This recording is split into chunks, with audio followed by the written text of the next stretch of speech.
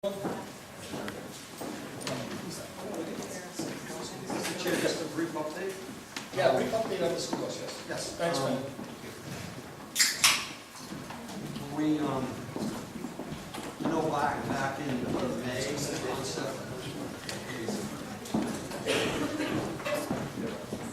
back in May, we brought you a concept.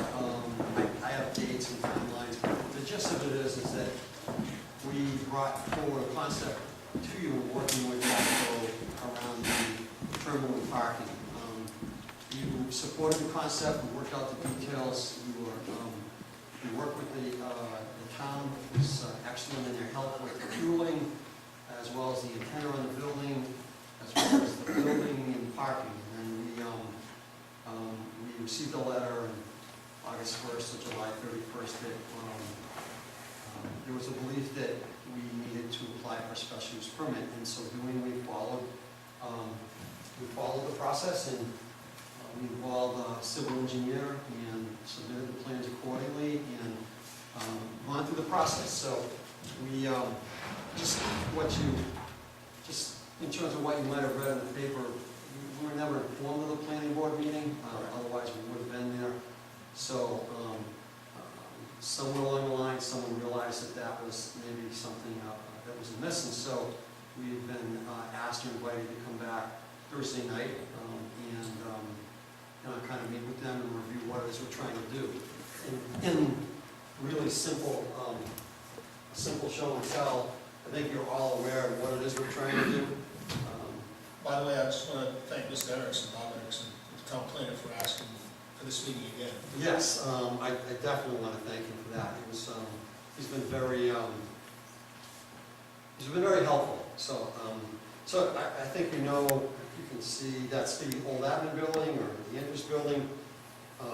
Currently, as you know, DATCO, with their commitment, has brought it back to life. I think you ride by and you see a different building, and you don't see grass growing out of the troughs up top. Yeah. And it's really come back to life. And first floor has been redone nicely.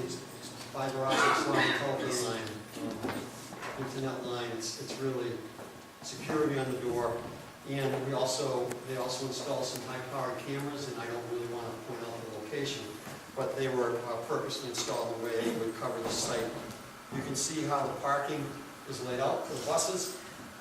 Fire department gave us full assurance that come down twice. We had the fire zone marked off.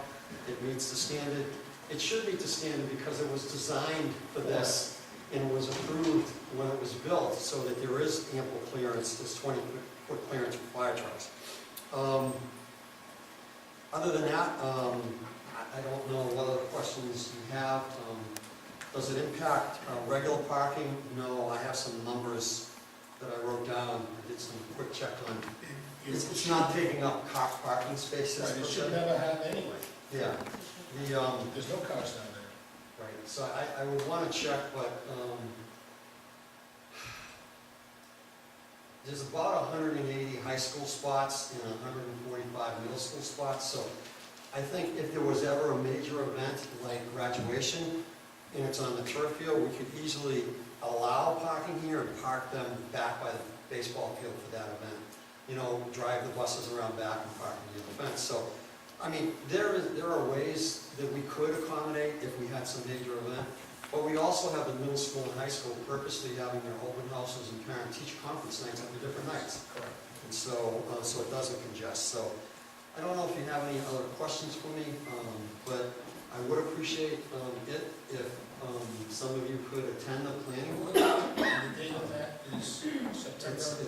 It's Thursday night, and it starts at 7, and I think we'll be on at 7:30. So I'd appreciate it if we could have some school committee people there that would be willing to lend their voice. I have a question on that. Sure. Some kind of insurance issue. In other words, somebody breaks into the buses or they roll.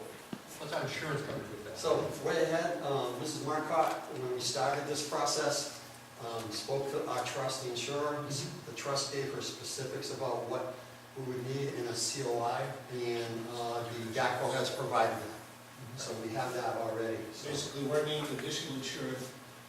yeah, it's beyond their regular policy, Right. so we were very specific with the trust, and this trust was specific back, and GATCO provided the rider coverage, so, yeah. And the cost of the rider.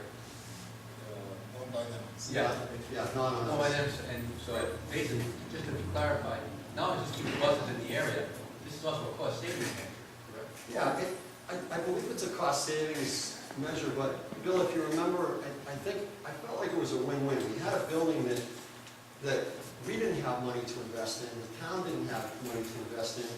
People were frustrated with how it was looking. There was, stuff going out of the gutters. It was a win-win, and so we went out of our way knowing that they would have to find a terminal. We said, you know what, take a look at this building. And so it was all transparent, it was all above board, and so, and you know that because I brought it to you all, so, I don't know what to say, except it's, we'll see where it goes. It's an absolute win-win. Absolutely. Any questions? Okay. All right. What if we take a 5-minute recess?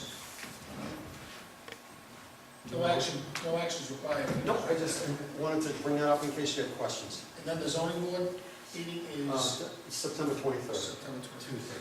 Yes. Okay. Motion to take a 5-minute break? So move second. Second, Mr. Cano, discussion. Hearing none, we stand in recess.